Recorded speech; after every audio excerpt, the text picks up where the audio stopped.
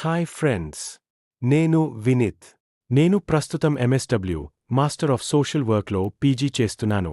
ఈరోజు వీడియోలో ఎంఎస్డబ్ల్యూ ప్రోగ్రాంలో చేరాలనుకుంటున్న వాళ్ళు లేదా కొత్తగా చేరిన వాళ్ళ కోసం 5 ముఖ్యమైన సలహాలు మీతో పంచుకుంటాను.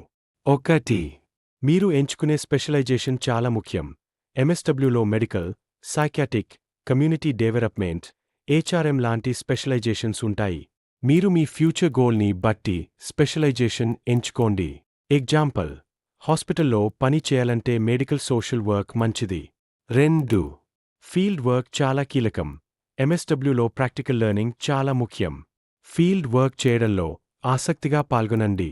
మీరు చేసే ఫీల్డ్ వర్క్ లేటర్ మీ సీవీలో చాలా వాల్యూ ఇస్తుంది. 3. కమ్యూనికేషన్ స్కిల్స్ మెరుగుపరచండి. సోషల్ వర్క్లో ఎఫెక్టివ్ కమ్యూనికేషన్ చాలా అవసరం.